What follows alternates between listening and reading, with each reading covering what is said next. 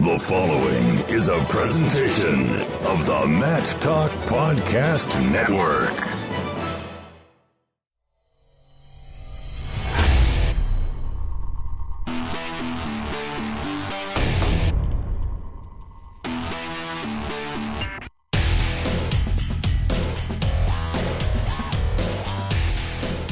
Oh, it's short time. It's short time. It's short time. Yep, it's that time of the day where you hit play on your podcatcher of choice. In my case, it's Overcast, and you hear the latest news, reviews, previews, and interviews in and around the sport of wrestling. Well, today is not going to be that kind of show here on the Short Time Wrestling Podcast. I am your host, Hall of Fame wrestling announcer, writer, broadcaster, and burger flipper. Actually, no, not burger. I only flipped burgers for 2 hours at McDonald's in my junior year of high school at what was called the new McDonald's in Pocosin. Anyway, this show gets you all sorts of insights and interviews in and around the sport of wrestling. We've had a really good run the last couple weeks, and we are heading into a 3-week stretch with Final X. I'll be heading to Lincoln State College and Bethlehem to do the PA for all three. So that being the case, the short time calendar is kind of going to come down to a little bit of not a stall, but there's going to be more focus on getting my team shows out with Virginia Tech, Old Dominion, which had some news today as longtime assistant coach Mike Dixon left to take over as the associate head coach at his alma mater at Indiana. So we got some things to talk about with the Old Dominion show. We also have a lot of history. We just followed up on Honors Weekend, and we've got some guests to pick up for the Hall of Fame Legends show here on the Matt Talk Podcast Network. So while this is the flagship show of the Matt Talk Podcast Network, there are some other shows that need to be content-driven. We'll have Mekhi Lewis from Virginia Tech and David McFadden on Inside Virginia Tech Wrestling in the upcoming weeks, along with Tony Roby. They just picked up transfer Billy Miller from Edinboro. That news, I saw that on the I saw that on theopenmat.com. Good job, Easy Earl. That's Easy E of MP, in case you're going back to his Virginia days. Well, we got plenty of college news, and again, Final X, Lincoln State College, Bethlehem. I'm stoked for State College. I haven't been out to Pennsylvania in a while. Of course, Lehigh, obviously. Bethlehem is in Pennsylvania as well. But my wife and kids are coming with me to this event. That's not something that typically happens because what I do like about the Final X events is that it's a short 2.5 hour thing. So it's not like I take my wife and kids to an event like the Virginia Duels one year. I took Lucy, who was probably not even a year old at the time, and my wife. Of course, Ruby wasn't born yet. And instead of them being able to hang out with me at the Virginia Duels, well, they get to. My wife got to help my sister move. Oh boy, yeah, that was exactly what we flew to Virginia for. So opportunity for them to see a little bit of wrestling. I know my daughter Lucy is actually excited to see some of the women's wrestlers, and being around wrestling, she won't get to see Helen Maroulis wrestle. Helen's her favorite, but she will get to see some other athletes that she has heard Daddy talk about when we come back from these trips and such. So I'm really excited to also introduce some of my favorite. A lot of people out there that come say hi at these events. They've never met my wife or my kids. So a good opportunity to see some friends out in Pennsylvania as well. I spent 3 really good years out there living in Lancaster in the 717. I went from the 757 in Virginia to the 717, not to be accused with the 718 of Two Skinny Jays fame. So if you're a Two Skinny Jays fan, if you have any idea what the Two Skinny Jays are, I want you to throw a hashtag out there, like hashtag 2SJ, and I just want to see what it is, and at Jason M. Bryant, so I can see what that is. I just want to know how many people out there actually know about the late 90s rap rock-ish type of band called the Two Skinny Jays. I saw them 25 times, including their mashup with Tragedy, which is an all-metal tribute to the Bee Gees. Yes, you heard that right, an all-metal tribute to the Bee Gees. They came together with the Two Skinny Jays to create Dangerous, which was an all-metal tribute to Michael Jackson. Now, back to what I was saying about this show. So, what I am taking a little bit of I'm just probably slowing down through June and July here as I'm getting texted by my wife as she heads to get groceries as I record this 9:45 p.m. Monday, June the 4th. Yeah, a lot of first person speaking here, a lot of inside baseball about how the Bryant household lives here. But I am working on all sorts of research projects that are for myself. They're also for the National Wrestling Hall of Fame, and they're for you as well if you become a patron of this network and of this program by going to matttalkonline.com/donate. join the team. If you hit the $10 mark a month, you will get access not only to the digital preview guides that I put out for the NCAA championships, the Fargo guide, hats, T-shirts, which are about to come out. We got another line coming out from Compound as Cliff Fretwell doing his Compound College Combine tour right now. Going to have some new designs. I think, Earl, you're probably going to like one of these as well, as you're the inspiration for one of them. You're the inspiration. Yeah, you didn't come here to hear me do karaoke. You can talk about that on other shows. But what I've got here is these binders, and I got to just peel back the layers on where this research is coming from. So year before last, so 2 years ago, I go down to the Dan Gable Museum in Waterloo, Iowa, prior to announcing the preseason nationals, where Brian Keck and I, we've been friends for a long time, and I said I'd announce the tournament for him. And I went down and in the Gable Museum, where Kyle works, and he does a tremendous job as the director for that fine facility. They've got big weekends coming up. They've got the Glenn Brand Iowa Hall of Fame. They have their pro wrestling weekend. They have a golf tournament, which I've sponsored a hole for the last several years. Just even if I don't play, I'm a hacker. But Kyle is one of the good people in this sport of wrestling, and being part of the National Wrestling Hall of Fame, people send stuff to them all the time. Well, a longtime wrestling coach out of Illinois, out of Wheaton, Illinois, Ed Ewalt. Now, some of you know Ed. He has been I've met Ed once, and it was a long time ago. I don't remember if Ed actually remembers this. I know Ed has been he's one of these teachers he was a teacher for a long time, an educator and coach, and he kept records and typed up stuff just, for his own personal use. And some of it was used by Amateur Wrestling News, I believe. Some of it may have just been because Ed likes to keep numbers. Well, so when I went to that Gable Museum, and hear me out, I've got to tell you this story to get to the next story, is there were these binders, these canvas-covered 3-ring binders that had old papers typed up on a typewriter or copied on a mimeograph machine. A lot of them were purple. And in these binders were the placements, first name, last name, school, and hometown and home state. And it wasn't just for Division I. I had Division I completed. Well, guess what I found? These binders included Division II, Division III, and the NAIA. I've still got a couple more binders to go through. He was doing all these charts and tracking All-Americans by home state for decades. And he had donated a bunch of these things to the Gable Museum. Some of these binders, these like educational planning binders, were like mini scrapbook yearbooks. It wouldn't just be stuff cut out from Amateur Wrestling News that was pertinent. It would be Wrestling USA, or back in the day it was like Scholastic Wrestling News. I can't remember the exact name of what Wrestling USA was before it became Wrestling USA. But Ed had this treasure trove of information. And guess what? None of it had been typed up digitally anywhere. So taking the time to do the grunt work and pouring through and finding, I'm actually finding a lot of, it's enabled me to fact check a lot of this stuff. So, I'll have the initial list that I drew from the initial Jay Hammond database that he handed a copy of it to me before he passed away. And it was very little Division II, Division III, and NAI in here. It was just place winners. And actually, the NAI place winners weren't even in Jay's database. I actually had to recreate the NAI records from their record book, their PDF. And that was a lot of search and replace and replacing records. And then these books helped me fill in gaps, because even the NAI some years had years where they only had the first and second placers, and they had no first name or something like that. Or they just had one time they even had just had Wrestler Pacific. And it's enabled me to fill in the gaps, provide the NAI with a complete set of their All-American wrestlers from 1958 until now.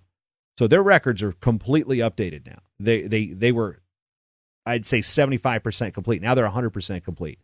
I've also provided a copy of that stuff to the National Wrestling Hall of Fame. So what I'm saying is all this stuff that I'm doing, my intention is to eventually have this out there for everybody to use. But until it gets completed, it is a bonus perk that you get, basically my sandbox. When I look up stuff for the NCAA championships and try to find, that stat I threw out when Yanni Diakomahalis and Spencer Lee won and became the first multiple true freshmen to win titles in the same year since 1947. That's because of information that was available in my almanac page at almanac.mattalkonline.com. You can go there and see kind of what I'm playing around with. And if you are a patron, you've got a password and login to check out. So a lot of the stuff is password protected until it's complete. And, it is a sandbox. There are things that I've been playing with and and building sandcastles only to knock them down and to pack some more mud on them and make them a little more sturdier. And, you go through and you're finding wrestlers and you're finding out information that you never knew. And to me, my wife just gets so tired of me sitting at dinner going, so get this. And I'm just so geeking out about this little factoid that I found out about Hampton University, for example. So Hampton University, I grew up about 5 minutes from it in Virginia.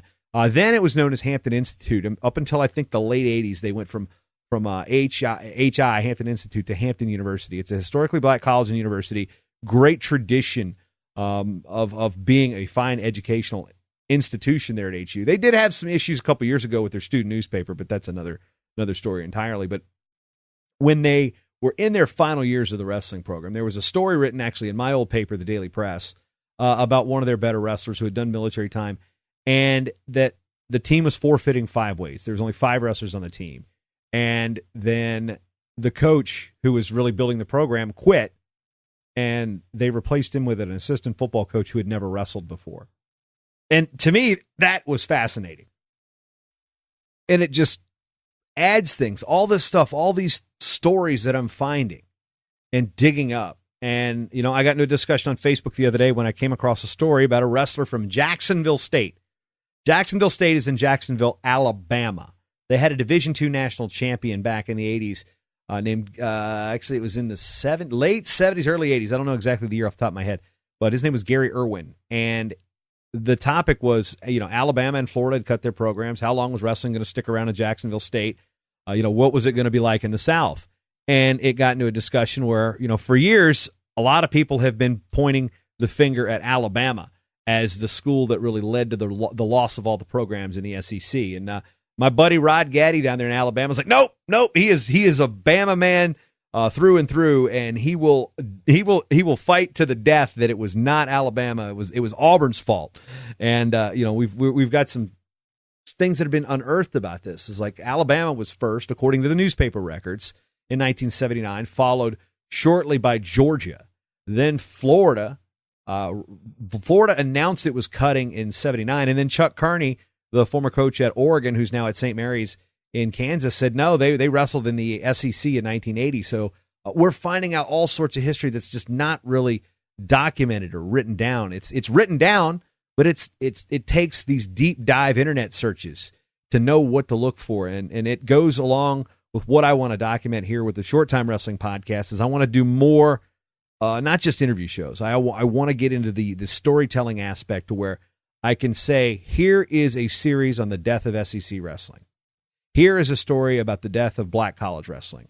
Here is a series on insert topic here. What happened at Hampton University, or what happened in 1954 when Vanderbilt cut its wrestling program, canceled their dual meet with Middle Tennessee State, and the coach claimed that we were disbanding the team. I mean, 1954, I'm not going to get hardly anybody that was alive to tell the story of Vanderbilt wrestling. But that's the type of stuff I want to unearth. I want to unearth why Alaska Pacific University had like 4 or 5 years of athletics and then dropped them all in 1990. Those are the things I want to dig into. Those are what being a patron of this network is going to help me do. And yes, this is a long play for a long pitch, but it's not just I'm looking for that support to help me spend the time and research this stuff. I geek out about this because I think these are great stories that we need to not forget. And some of them aren't good stories, meaning they're not happy feel good stories, but they're informational. And I've, as a student of wrestling who still really suffers from historical perspective, I mean, I didn't start going to the NCAA championships until 2002. So my college wrestling history knowledge, like, oh yeah, I remember that match when Juergens beat, I don't remember much of that because I wasn't there.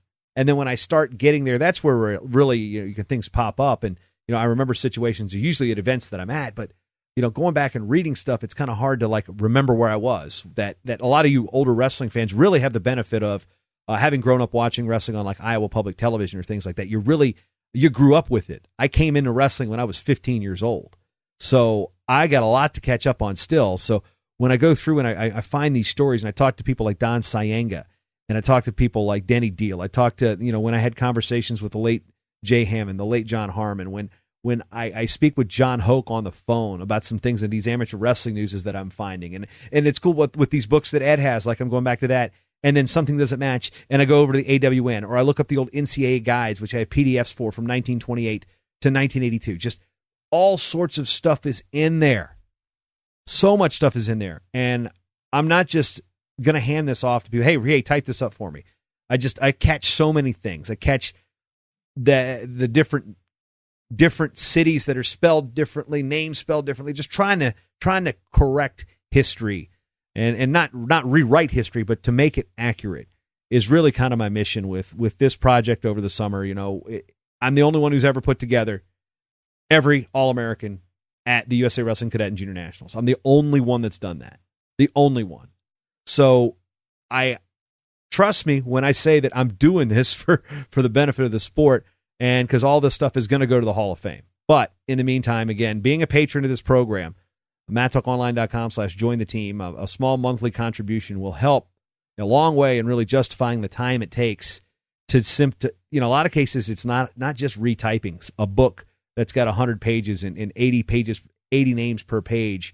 It takes me about 4 hours to type in or to go through and key in, 10 to 15 years of just placement information when I already have the placement information. It's a lot of, it's like, and there's curation to do and there's kids to raise. Like next week, this is actually interesting. Wrestling people would not be totally confused or not be surprised that I have a nanny who's going to Kyrgyzstan next week. Okay, I've been to Uzbekistan, I've been to Azerbaijan, been to 3 former Soviet republics. I've never been to Montana. So time next week is to be spent watching the kids. My daughter graduates from kindergarten, which is just graduating from kindergarten. Yeah, that's a thing that's on my way. I got to be a dad here too. I got to spend time with the family. I got a lot of travel coming up, but I also have these projects that are, I think, vital to the sport of wrestling because our history is important. I'm looking at this page right now. I'm looking at the Division II championships in 1992 held in Northern Colorado. Let's see, things that jump out at me on the page. James Sisson of Portland State won his 3rd national title. Dax Charles is the head coach at Colorado State Pueblo, which he won a national title, and the school is then known as Southern Colorado. Let's see, I turned the page. Let's see, anything else of schools that are like defunct that stand out. Of course, Portland State, yeah, they're not good. But Cheney State, that school is in all sorts of financial situations. But that school had an NCAA Division II runner-up.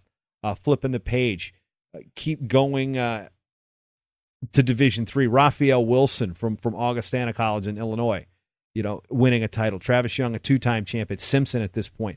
These are things that are going to jug the memory, and they're not just bar bets, stuff like that. It's just, there's so much richness here that I'm just trying to digitize for you guys. So that's where Short Time is heading this summer. Going to be spending time in Fargo, so the show will fire back up there, but I got some Guillotine Grapevine stuff. There's a lot of stuff on the network. There is so much stuff on the network, and if you were only listening to this show, or if this is the first time you're listening to the show, and you've made it 18 minutes into this soliloquy, 1, good for you. 2, awesome. And 3, this is atypical of what we're doing, but I'm going to have all sorts of shows out of Fargo, hopefully some roundtables. I also got another thing coming, a new project that I'm launching with Richard Emmel that may have some wrestling stuff to it, but keep an eye on that on Twitter to hear some of that or see what's coming out about that in the coming weeks. But yeah, so Short Time is still the flagship. We're still going to have content. I'm just going to take about a month and a half to really focus on this historical stuff. We'll have shows pop in and out, but just know that what's going on is worth it. And I want to thank you for spending your time with me because you've always got time for Short Time. And if you've got any type of ideas, show arcs, I've mentioned the pro wrestling angle that I'm going to be pursuing as well. So we got the SEC angle, the HBCU angle, the pro wrestling angle, the things about, the Virginia duels. That's a story in itself right there. Just so many different things to talk about, especially when we get to Fargo and we see all the great names and what it's meant and the percentages. I think it's like 68% of the All-Americans at last check were All-Americans in Fargo, and I think it's like almost 80% compete in Fargo. So much of this stuff, it takes time to put it together, and I've accepted the challenge, and thank you again. For those of you who are patrons who have been contributing to this network from the onset, I do appreciate it. We got some new shirts going to come out, And we're gonna hook you up as well. And as well, if you're a new one through, we got some new draft classes that'll be coming as well.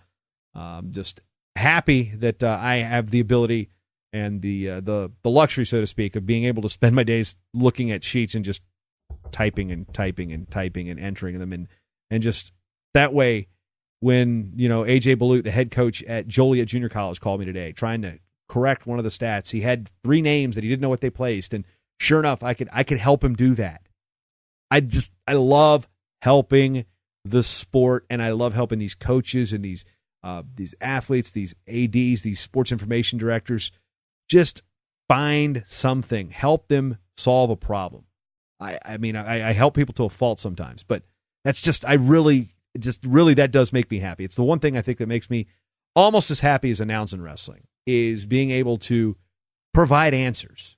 There's a question, I think I can find you the answer. So that's what I got. 20 minutes of me talking straight, no guest. All right. That's those are words.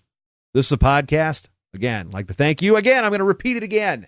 Thank you for spending your time with me, because you've always got time for Short Time. And the North remembers. Yes, I am halfway through season 6 of Game of Thrones. Not bad for starting that. The Short Time Wrestling Podcast is proudly outfitted by Compound Clothing. Shirts, singlets, custom gear orders, everything you need. Call up Cliff and the crew at cmpteamwear.com. First time listening? Well, you can change that by going to MattTalkOnline.com/GetShortTime to subscribe on Apple Podcasts, or listen on your favorite podcatcher at MattTalkOnline.com/listen. This show is part of the Matt Talk Podcast Network. For more wrestling podcasts, head over to MattTalkOnline.com.